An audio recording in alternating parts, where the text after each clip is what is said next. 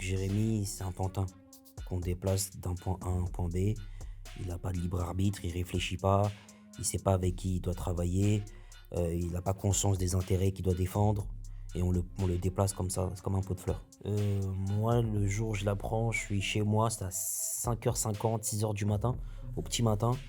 On m'envoie un message pour m'annoncer le décès de Jérémy. Babs a dit qu'il allait reverser l'intégralité des sommes générées par le documentaire. Non, c'est une décision de Jérémy. C'est une décision qu'il a prise tout seul. Parce qu'il avait un différend avec Sadek sur l'argent généré sur ces morceaux. Les amis, comment ça va? C'est Marwan du Média Rap Punchline. On se retrouve aujourd'hui pour le format phare de la chaîne L'Entretien. Et aujourd'hui, je suis flatté, je suis honoré. Pour la première fois, on reçoit un avocat. Et quel avocat? Maître Mbeko Taboula, comment ça va? Bonjour à tous, Mbeko Tabula, avocat. On est là pour aborder différentes thématiques, non seulement l'affaire Weronois, mais d'autres sujets.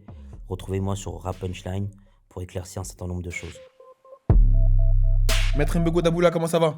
Très bien, et toi, Marwan? La forme? Ça va et toi? On peut se tutoyer? Oui, on peut se tutoyer, bien sûr. On te reçoit aujourd'hui dans le cadre de l'affaire Weronois, de tout ce qui découle autour de lui depuis son décès, malheureusement. Mais avant de parler de tout ça, j'aimerais qu'on parle un petit peu de ton parcours, parce que tu as un sacré parcours. Et en checkant un peu, moi, j'ai été impressionné et bluffé par tout ce que tu as accompli. Merci. Tu es devenu avocat en naissant d'abord à Kinshasa, en arrivant en France à l'âge de 7 mois à Montreuil, Oui, en grandissant, comme tu l'as dit, dans une certaine précarité. hélas. Hélas, et malgré tout ça, tu as réussi à devenir avocat, tu as réussi notamment à remporter un concours quelques mois après avoir prêté serment, le grand serment. C'est ça, un concours d'éloquence nationale, ouais. Voilà, bravo encore Merci, c'est gentil. pour tout ça. J'aimerais que tu nous expliques comment est-ce qu'on devient avocat quand on a autant d'obstacles sur son chemin. Il n'y a rien de nouveau. Je vais pas inventer la roue, faut juste travailler, faire des sacrifices, faire des arbitrages. Quand tes potes, ils vont aller traîner au quartier, toi, tu vas à la bibliothèque. Donc, ils vont peut-être te traiter de bouffon, ils vont peut-être te traiter de tapette, mais tu fais des choix et tu les assumes. Travailler, Et faire des sacrifices dans sa faire jeunesse. des sacrifices. Tu sais, il y a toujours deux logiques. Il y a un plaisir immédiat et il y a un plaisir différé. Si tu veux faire des grandes choses, il faut toujours opter pour le plaisir différé. Tu ne fais pas de grandes choses dans un plaisir immédiat, tu vois. C'est un peu comme un sportif de haut niveau qui va pas manger de sucreries, qui va faire attention à son alimentation, à son sommeil pour accomplir de grandes performances. Bah ça passe par là. Il a fait un choix, il a fait un arbitrage entre un plaisir immédiat et une victoire différée. Il a opté pour le plaisir différé et c'est le sacrifice du présent qui donne les victoires du futur. Et une fois qu'il a sa victoire, après là, il peut aller... Après, il peut lâcher la pression, il peut manger des sucreries, il peut manger 2-3 fast-food. Mais pendant la préparation, il maintient son cap, il maintient son objectif. C'est pareil dans les études pour devenir avocat. Ok, super. Donc toi, tu as réussi à devenir avocat, tu as aussi réussi à ouvrir ton cabinet très rapidement? Très Directement. rapidement, très rapidement. euh, J'avais un peu d'économie, on m'a aidé. Et après, j'ai décidé de monter ma structure. Et c'était pas évident, mais j'étais accompagné par des avocats comme Anne Rossi, une avocate qui m'a formé, puisque j'étais en stage final chez elle. Donc elle m'a donné du boulot, elle m'a donné des conseils quand je me suis installé. Elle m'a confié des dossiers. Et après, avec les gars de ma ville à Montreuil, dans mon quartier où j'ai grandi aussi, ils m'ont fait confiance très tôt. Et ça m'a permis d'avoir une clientèle au fur et à mesure de développer la structure qui est la mienne et d'avoir des résultats plutôt encourageants. Ok, super. Et tu es notamment aussi intervenu dans des affaires assez médiatiques. Je Oui, pense par exemple à l'affaire des frères Pogba, où tu as représenté Mathias, Mathias, ouais. pour beaucoup le grand méchant loup de l'histoire. Oui, mais c'est beaucoup plus compliqué que ça. Sincèrement, c'est beaucoup plus compliqué que ça. Pas, c'est un chic type, mais c'est juste que il y a un entourage, il y a un engrenage, et c'est compliqué de tout gérer.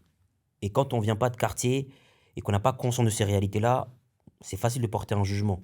Mais il y a des logiques au sein des quartiers, avec l'entourage, avec les proches, avec certains codes. Et c'est pas facile de faire la part des choses dans tout ça. Ok, mais comment est-ce qu'on arrive, entre guillemets, à défendre quelqu'un qui, au vu et aux yeux du monde entier, est décrit comme le grand frère qui essaie de faire du mal à son petit frère, qui est jaloux de lui, qui l'a peut-être séquestré avec d'autres personnes, etc. Et on a entendu beaucoup de choses par rapport Ouais. à ça. Comment est-ce qu'on essaye de réhabiliter son client, en fait, quand il y a autant de pression médiatique comme ça, tu vois? C'est dur, ça doit être... C'est dur, hein. Moi, je cache pas, hein. Le dossier, il m'a demandé beaucoup de travail. Je serais un menteur si je disais que j'avais pas la pression. Il y a quand même des angoisses, hein, quand on défend. Et c'est pas parce que c'est un dossier médiatique, parce que c'est un dossier avec un enjeu important. Il y a une incarcération. À chaque fois qu'il y a tous les avocats pénalistes qui travaillent sur des dossiers avec un risque d'incarcération, on a une boule au ventre. C'est un homme qui va peut-être aller en prison, c'est une famille qui va aller aussi en prison, parce que le parloir, c'est les familles qui y vont. C'est tout un déséquilibre qui va avoir lieu. Et quand on est convaincu que son client est innocent, on a encore plus la pression. La pression, elle est amoindrie quand on sait qu'il est dedans et qu'il doit assumer sa responsabilité. Mais quand on sait qu'il est innocent et que potentiellement il peut y aller pour rien, là, c'est des nuits blanches. C'est du stress, mais c'est du travail, toujours pareil. Et Dieu merci, il est pas retourné en prison. C'est l'un des seuls à pas être retourné en prison. Toutes les personnes qui ont été condamnées, lui, on lui a mis du bracelet. Faut croire que j'ai été suffisamment convaincant pour pas qu'il retourne au Newf. Et autre affaire aussi médiatique avant qu'on rentre, on va dire, dans le lard, c'est l'affaire qui concernait Samuel Paty, Ouais, paix à son âme. paix à son âme, où toi tu représentais la collégienne La collégienne, ouais, qui, si qui je a dis pas menti. Voilà. Qui a Comment est-ce menti. qu'on défend une collégienne d'à peu près 13 ans, je À crois, l'époque, elle avait 13 ans, ouais. qui se retrouve dans une des affaires les plus dramatiques Ouais, et les plus médiatisées du pays à ce c'est moment-là, ça. et qui a en plus menti, et Mm. son mensonge a découlé sur un assassinat. Difficile, parce que grosse pression, parce que dossier, c'est même pas national, c'est international. Là, tu as tout le monde entier qui s'intéresse à ça. Un prof qui est décapité dans les Yvelines, c'est du jamais vu. En France, quand on décapite, c'est pour décapiter le roi. Là, on a décapité un prof, symbole de savoir. Donc, c'est une violence absolue, c'est un acte barbare. Donc, c'est très compliqué. Mais pareil, travail sur le dossier, il y avait des points faibles qu'on a exploités avec les avocats avec qui j'ai travaillé. Et là-dessus, c'était pas facile. D'ailleurs, je veux rendre hommage aux avocates parce que j'étais pas tout seul. Il y avait Pénélope Stunia, il y avait aussi Anne Rossi. Nous étions trois, deux femmes et moi-même. Donc je peux pas tirer la couverture uniquement sur moi. C'est un travail d'équipe et elles ont été précieuses sur ce dossier. Ok, super. Comme tu l'as dit, tu es du coup avocat pénaliste, mais pas que. Tu es Je fais de aussi la dans... propriété intellectuelle. C'est ça, de la Je travaille propriété avec les artistes. Ouais. intellectuelle. Tu es dans le conseil aussi. C'est ça, Tu travailles avec des sportifs, avec des entreprises c'est ça, et des artistes. exactement. Et du coup, c'est, j'imagine, dans ce cadre-là que tu as bossé avec Waronoa, peu à son âme. Absolument. Est-ce que tu peux nous raconter d'abord la rencontre? Comment est-ce que toi, tu rencontres Waronoa, Jérémy? C'est très simple. Jérémy, c'est un mec de Montreuil qui, avec ses proches, ils connaissent bien mon petit frère. J'ai mon petit frère qui est juste derrière moi qui s'appelle Laurent. Et un jour, Laurent m'appelle en me disant que l'équipe de Werenoi cherche un avocat pour effectuer quelques tâches. Je dis à mon petit frère de communiquer mon WhatsApp pour qu'il me contacte. Et là, Jérémy m'a contacté, et il a pris rendez-vous au cabinet et on s'est rencontrés, on a commencé à travailler ensemble. Et pourquoi est-ce que du coup Waronoa te contacte? À l'époque, quand il me contacte, on est en 2023, c'est parce qu'il veut éclaircir certains points sur le contrat qu'il a avec Babs. Donc il me demande de faire des vérifications parce qu'il a le sentiment que Babs ne lui a pas donné tout ce qu'il devait en termes de redevances. Il y avait des sommes qui manquaient. Donc du coup, on a fait un travail de vérification et après, tout est rentré dans l'ordre parce qu'on s'est rendu compte que non seulement Babs avait versé l'argent, mais qu'il avait versé un peu plus. Donc à ce moment-là, Waronoa avait des doutes sur Babs. Oui, oui, absolument. Pourquoi est-ce qu'il est parti voir directement un avocat et qu'il n'en a pas parlé à Babs d'abord? Est-ce que ça t'a été mis au fait de tout ça ou... Je sais pas pourquoi, avec Babs, ils ont pas réussi à trouver un terrain d'entente.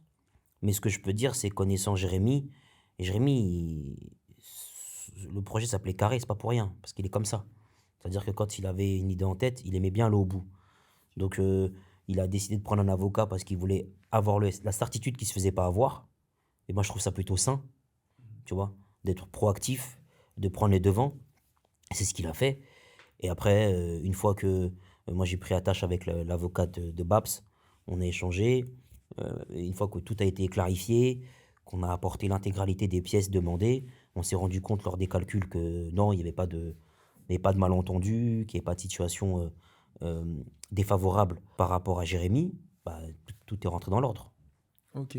Et comment ça se passe ça? C'est Jérémy qui t'apporte en fait tous les contrats, tout ce qu'il a C'est touché. ça, Toi en fait, il te faut à chaque fois toutes les preuves c'est nécessaires. ça, Comment ça? c'est ça. Il m'apporte son contrat, il m'apporte ses relevés de compte. Comme ça, on voit les sommes qui ont été versées, si elles correspondent à ce qui était prévu dans le contrat. Et après, on voit s'il y a un décalage ou non. Mais après, il y avait des calculs qu'il n'avait pas bien fait lui-même. Donc, il m'avait apporté des éléments qui étaient incomplets. Et après, on a dû faire des vérifications qu'on a eues via l'avocat de Babs. Et les pièces ont été envoyées. Et là, tout est rentré dans l'ordre. Donc toi, tu étais en échange avec l'avocate de Babs en C'est même ça. temps pour trouver un terrain d'entente.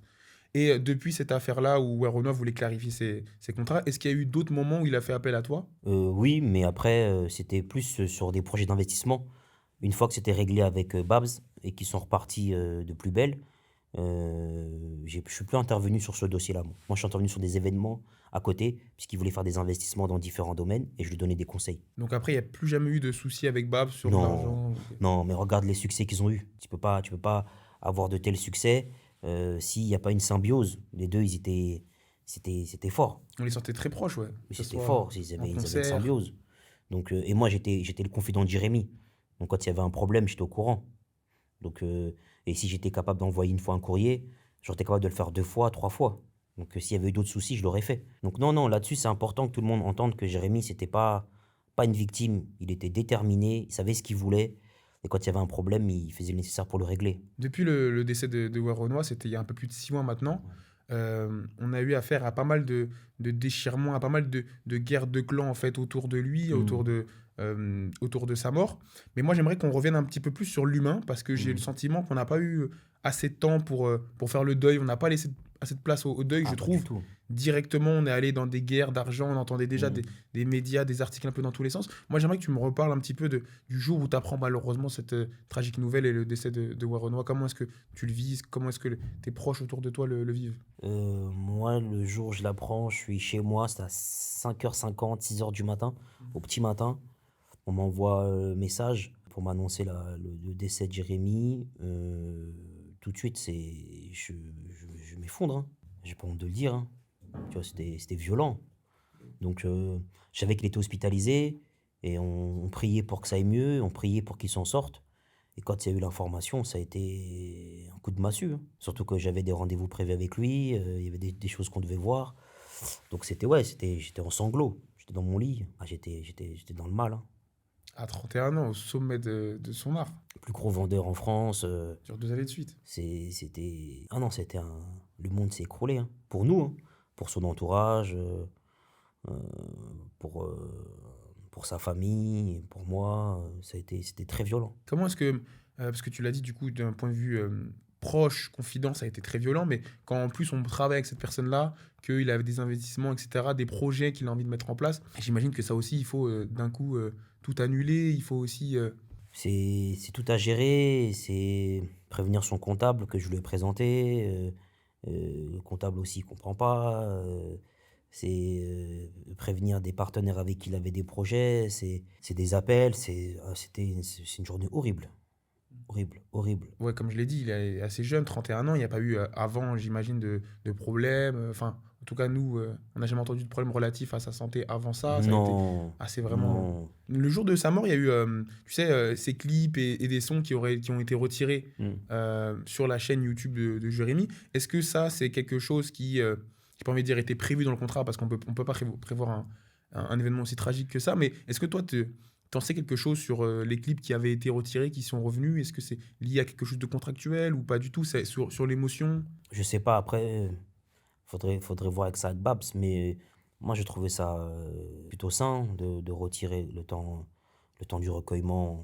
Moi je trouve ça plutôt respectueux. Moi aussi. Faut pas oublier, Jérémy c'est un musulman, donc il y a sa foi, faut respecter la confession du frère, il part brutalement, soudainement, donc j'ai trouvé ça correct. Après, je pense pas que c'était prévu, je pense que c'est une réaction, parce que tu prévois pas la mort de quelqu'un comme ça. C'est pas comme s'il avait une longue maladie, qu'il avait éventuellement un cancer, et qu'on s'était préparé à l'option où il allait décéder. Là, c'était quelque chose qui survient de nulle part. Moi, j'ai trouvé ça sain, j'ai trouvé ça normal. Après, j'ai pas la main là-dessus, moi. Récemment, il y a Sadek qui a fait un live TikTok dans lequel ton nom était mentionné Ouais, sur un des documents qu'il a montré aux yeux du grand public. Pour contextualiser un petit peu, Sadek et Renoir, ils travaillaient ensemble ouais, absolument. sur plusieurs morceaux, jusqu'au morceau La Ligue, où ensuite il y a Mm. eu une sorte de rupture et Renoir est ensuite allé chez PLR Music. Est-ce que tu peux nous éclaircir un petit peu plus sur tout ce qu'on a vu, tous les documents que Sadek a montré un peu à tout le monde lors de ce live? C'est un document que j'avais envoyé à l'époque au conseil de Babs par rapport à ce que je disais au début de l'interview. C'est-à-dire que Jérémy avait un malentendu avec Babs sur des versements de certaines sommes. et il avait le sentiment que ce dernier n'avait pas honoré les engagements qui étaient les siens. Et après des documents qui ont été versés pour faire les relevés des comptes de toutes les sommes qui ont été touchées par Jérémy, on s'est rendu compte que finalement c'était pas le cas et que Babs avait versé ce qu'il devait à Jérémy, voire un peu plus. Et donc après ça s'est réglé. Et ce courrier-là, c'était le courrier justement sur lequel je m'appuyais pour interpeller Babs et ses équipes par rapport aux demandes de mon client Jérémy. Mais comment ça se fait que alors ce document-là qui ne cite pas Sadek, qui ne mentionne pas Sadek, Je sais même pas comment comment est-ce il qu'il se a eu. retrouve dans ses mains? Je sais pas du tout comment il a eu. Donc ça, c'est pas normal qu'il ait ce document.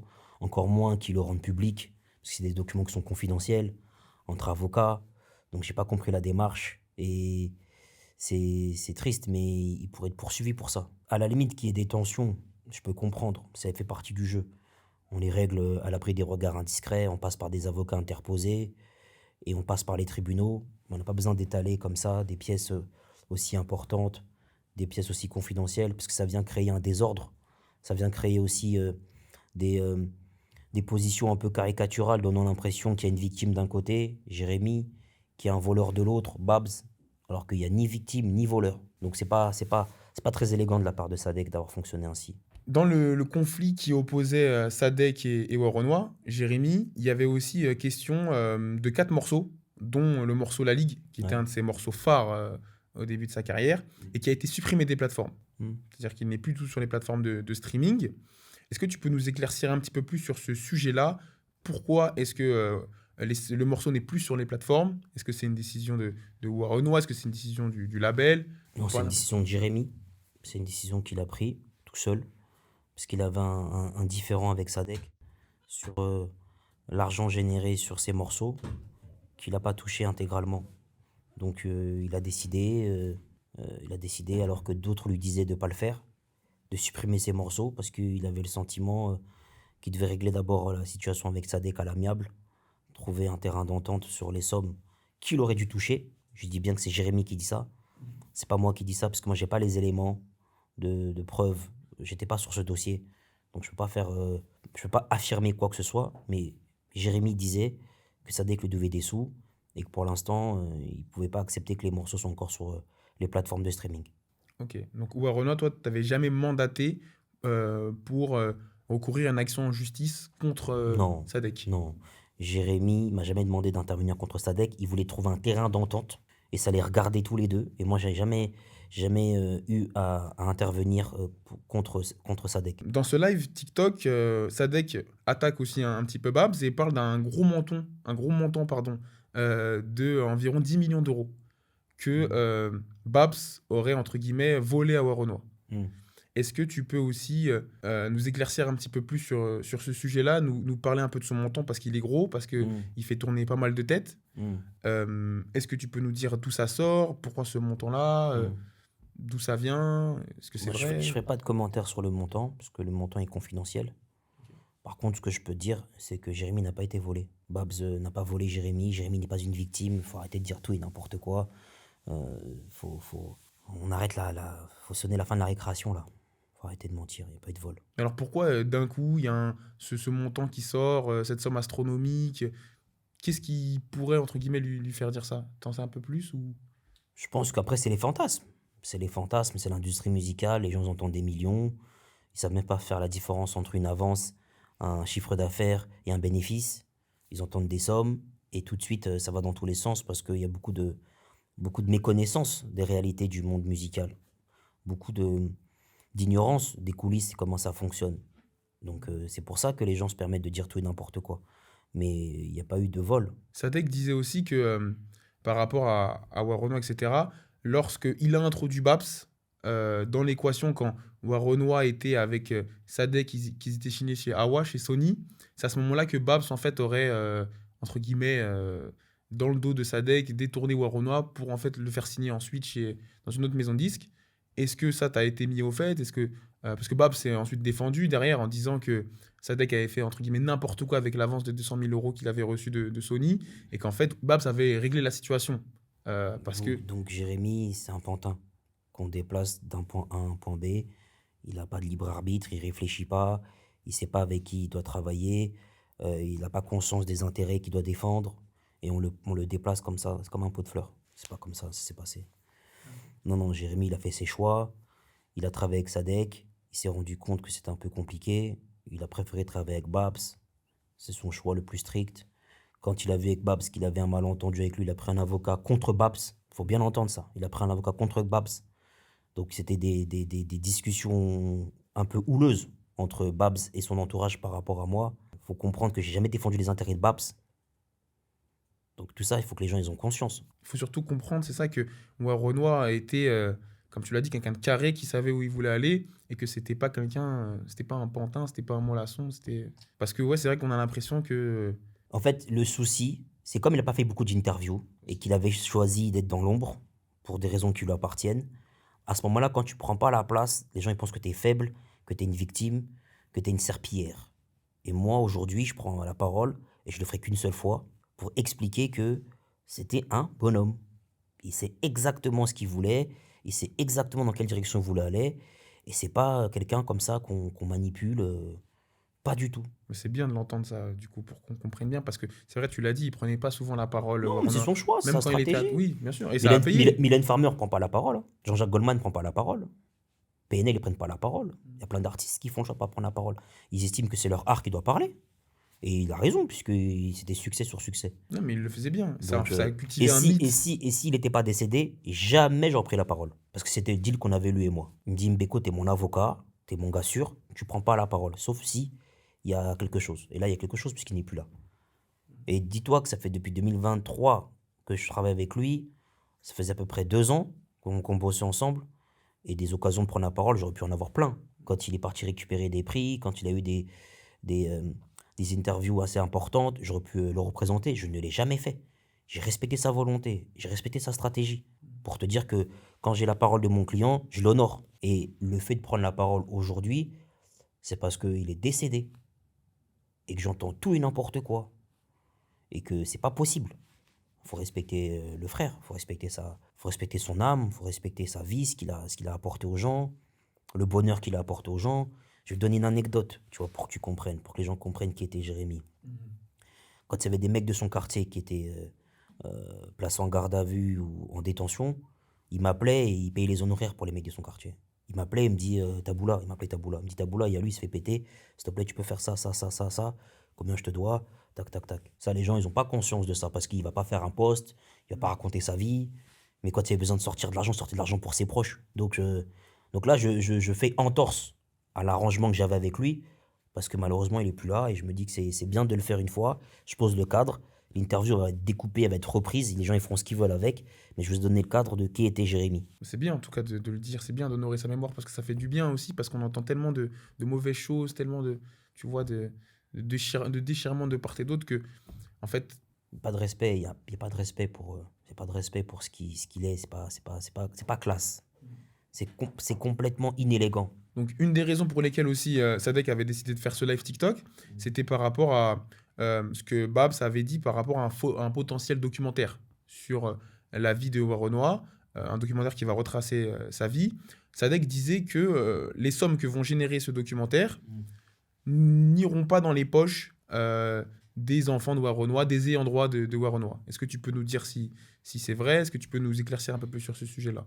Moi, de ce que je sais de l'entourage de Renoir, Babs a dit qu'il allait reverser l'intégralité des sommes générées par le documentaire. C'est ce qu'il a dit, tu vois. Il a été clair là-dessus.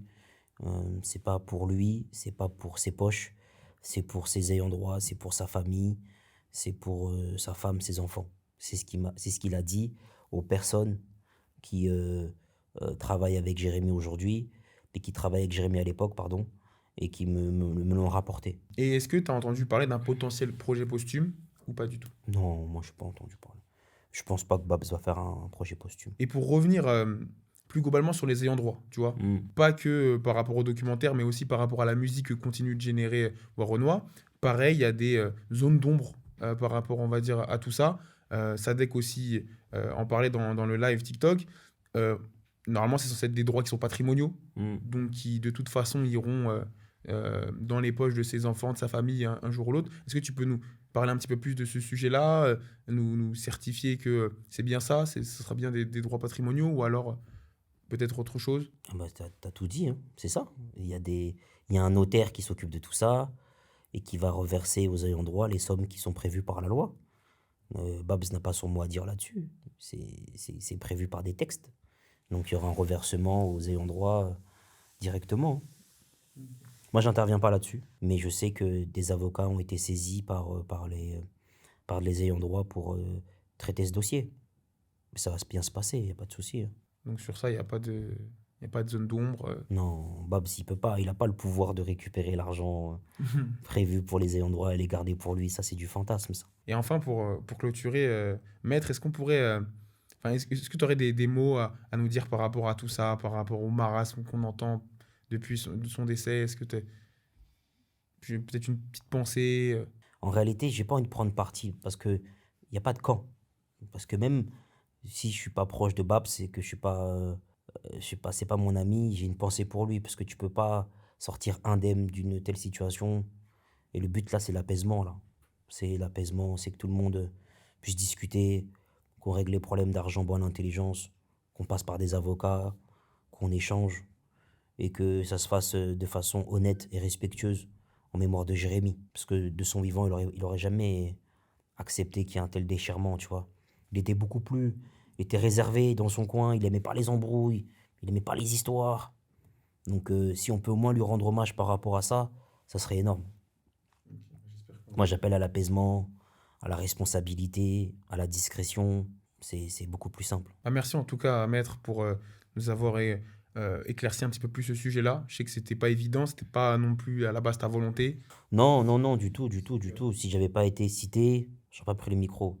Ça fait 2 ans que je travaille avec Jérémy. Donc si j'avais voulu prendre la parole en 2 ans, t'imagines bien que les occasions, c'est pas ce qui manque.